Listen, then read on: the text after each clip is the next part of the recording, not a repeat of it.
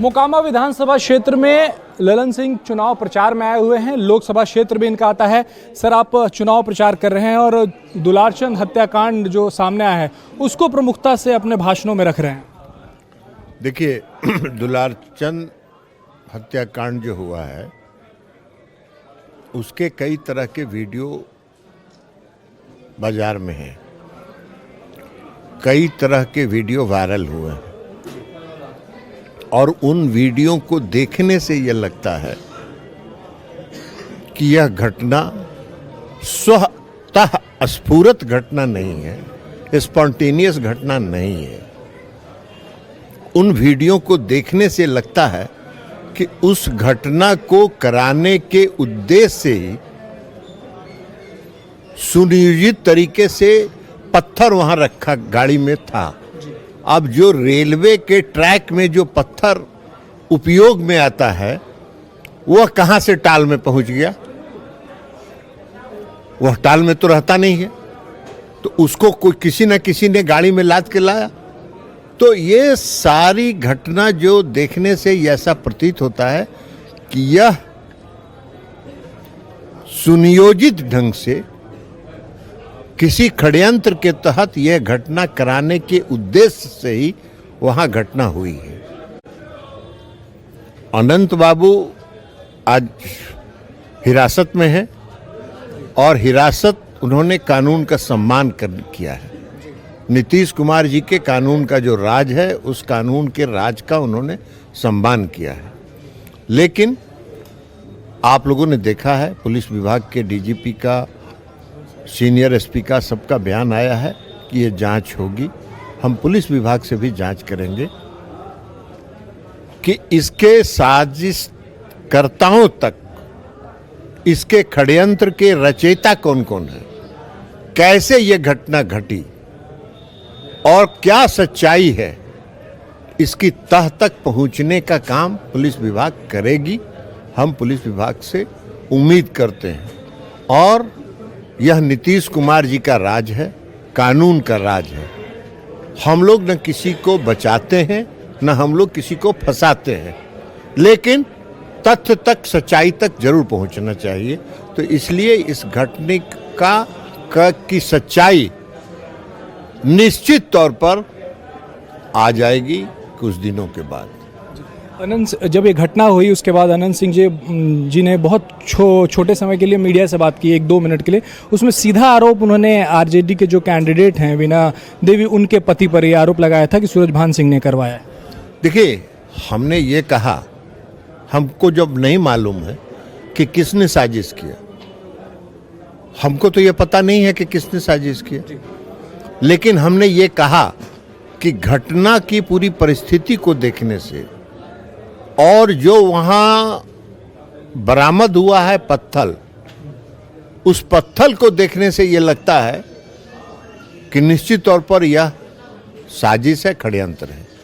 और उस षड्यंत्र को न हम दूर कर सकते हैं न आप दूर कर सकते हैं। उस षड्यंत्र को उजागर करेगा पुलिस विभाग अपने जांच में, और पुलिस विभाग हम समझते हैं कि पूरी निष्पक्षता के साथ जांच करेगी, जो आज तक पुलिस विभाग बिहार में करती आई है, करेगी और सच्चाई तक पुलिस विभाग पहुंचेगी। ये जो हत्याकांड हुआ सर, उसके बाद 2 और चीज़ें ऐसी हुई जो यहाँ उस पर बहुत बात किया जा रहा है, राजनीति हो रहा है। एक तो जो दुलारचंद यादव की शव यात्रा थी उसमें वीणा देवी शामिल हुई और उसमें अनंत सिंह की जाति को गालियां दी गई, एक ये हुआ। और उसके बाद अनंत सिंह की गिरफ्तारी हुई। इन दोनों पर क्या कहेंगे आप? देखिए, अनंत सिंह जी की गिरफ्तारी के बारे में मैंने कहा कि उन्होंने कानून का सम्मान किया और जब सीनियर एसपी या पुलिस के अधिकारी उनके आवास पर गए तो उन्होंने बिना किसी विरोध के अपने आप को पुलिस के हवाले करने का निर्णय किया। तो ये कानून का सम्मान उन्होंने किया। अब जो जिन लोगों ने गालियां दी उनकी मानसिकता का पता लगा लीजिए कि कौन कर सकता है ऐसा। ये घटना के बाद गालियों के बाद क्रिया प्रतिक्रिया, लेकिन उनको पता नहीं है कि इस तरह की घटनाओं का और इस तरह के अपशब्दों का प्रयोग समाज में क्या पैदा करता है, समाज में लोगों के मन में। आज मैं देख रहा हूं कि मोकामा के लोगों में जो शब्द पंडारक की शव यात्रा में निकाले गए, उसका जो किसकी जो प्रतिक्रिया है लोगों के मन में, जो प्रतिक्रिया लोग व्यक्त कर रहे हैं, आज पूरे बिहार में वह वीडियो वायरल हो रहा है, आम लोगों तक वो पहुंच रहा है। तो इस तरह की प्रतिक्रिया, लेकिन कुछ लोग होते हैं उसी मानसिकता के लोग हैं, तो अपनी मानसिकता का परिचय उन्होंने दिया।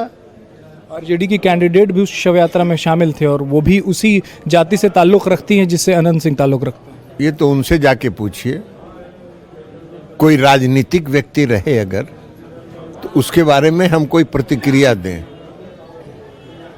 जो शुद्ध गृहिणी है, राजनीति में बाय डिफॉल्ट आ गई, तो बाय डिफॉल्ट आ गई तो उस पर हम क्या प्रतिक्रिया दें। जितनी उनकी समझदारी उतनी उनकी कार्रवाई। लेकिन उनके पति तो हैं सर, अनंत सिंह के टक्कर के हैं और इसी वजह से उन्हें उतारा गया, उसी जाति से ही भी संबंध रखते हैं वो भी। उनके पति भी बहुत बड़े बिहार में नामी व्यक्ति हैं, जाने जाते हैं। किस चीज के लिए जाने जाते हैं ये आप भी जानते हैं, हम भी जानते हैं और ये लोग भी जानते हैं।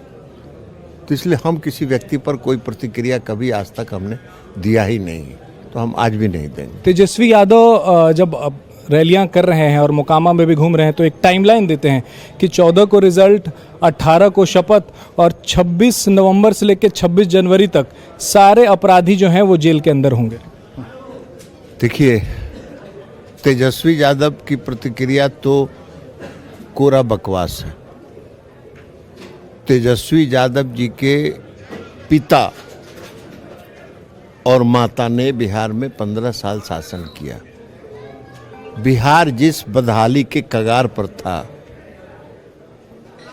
उसको पूरे बिहार के लोग जानते हैं, बिहार के लोगों ने अनुभव किया। और बिहार के लोग जब बिहार से बाहर जाते थे, अगर ये कहते थे कि हम बिहारी हैं, तो उनको घृणा की दृष्टि से देखी जाती थी। बिहार में जो व्यापारी थे, जो व्यापार करने वाले लोग थे, उनका पलायन हो रहा था।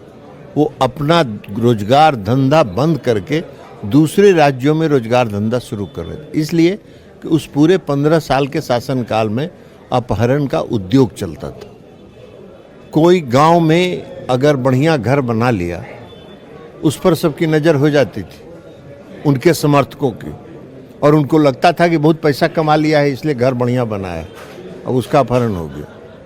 अपहरण का फिरौती कहाँ तय होता था, यह भी पूरा देश जानता है। तो सारा चीज देश के सामने है।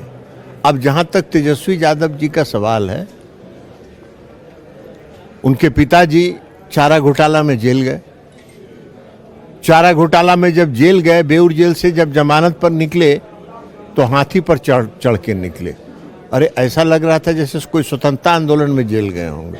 हाथी पर तो स्वतंत्रता आंदोलन में ना लोग जाता है। भ्रष्टाचार में जेल गए, चोरी करके चारा खा के जेल गए, और जब बाहर निकले तो हाथी पर चढ़ रहे हैं। क्या कर रहे हैं भाई? ये मजाक करने का तरीका है उनका। इसी तरह बिहार को उन्होंने समझा है। लेकिन आज तो 5 केस में उनको सजा हो गई और इस अदालत ने सजा दिया। कोई बीजेपी ने, जेडीयू ने या एनडीए ने सजा नहीं दिया। ये एनडीए का फैसला नहीं था, अदालत का फैसला था। और अदालत ने एक नहीं 5-5 केस में फैसला दिया, उनको किया। उनकी माताजी भी थी। माताजी के शासनकाल में क्या था सब लोग को पता है। अब तेजस्वी जी ने होश संभाला। कब होश संभाला? कहां होश संभाला? उसी माता पिता के गोद में उन्होंने होश संभाला। चारा घोटाला में लालू जी जब जेल गए, जेल से बाहर निकले, उसके बाद एमपी बन गए, भारत सरकार में रेल मंत्री बन गए। अब कोई व्यक्ति अगर गलती से कोई काम कर लेता है, उसका सजा जब भुगत लेता है तो उसकी आदत सुधर जाती है ना, सुधरता है ना। और रेल मंत्री जब बने तो जिन जिन जिन लोगों को नौकरी दिया उस सबका जमीन अपने नाम से लिखवा लिया। अपने नाम से नहीं, इन्हीं तेजस्वी यादव, तेज प्रताप यादव, मीसा भारती, इन्हीं लोगों के नाम से लिखवाया। यही लोग उसके लाभार्थी हैं। रेलवे का 2 संपत्ति, रांची और पुरी का जो बीएनआर होटल है, उसने एक को दे दिया और उसका 7 एकड़ जमीन अपने परिवार के नाम से लिखवा लिया, जहां मॉल बना रहे थे। तो जिनका जन्म तेजस्वी जी का होश, जन्म और जो उन्होंने राजनीति में होश संभाला, वो उसी भ्रष्टाचार की गोद में संभाला। अब भ्रष्टाचार की गोद में होश संभालने वाला व्यक्ति भ्रष्टाचार दूर कर देगा, कानून का राज स्थापित कर देगा, इसकी तो कल्पना भी कोई नहीं कर सकता है। ये वही कह सकते हैं, ये वही कह सकते हैं और वही सोच भी सकते हैं। तो अब उनकी सोच का क्या करिएगा, लेकिन उनको भी मालूम है ये बात कि बिहार की जनता यह मौका उनको कभी नहीं देने वाली। शपथ का डेट तक बता रहे हैं वो 18 नवंबर। वो अपना डेट बताते रहे, ये कोई उनको बिहार की जनता, हम लोगों को याद है 2020 के चुनाव के बाद 2020 का चुनाव परिणाम अभी पूर्णतः नहीं आया था और अभी कुछ सीटों की गिनती बाकी थी और जो उनके समर्थक थे वो समर्थक बीच सड़क पर कुर्सी निकाल के बैठना शुरू कर दिए थे कि अब आ गलो हमनी के राज, अब हमनी के राज आ गलो, अब फिर से राज आ गलो।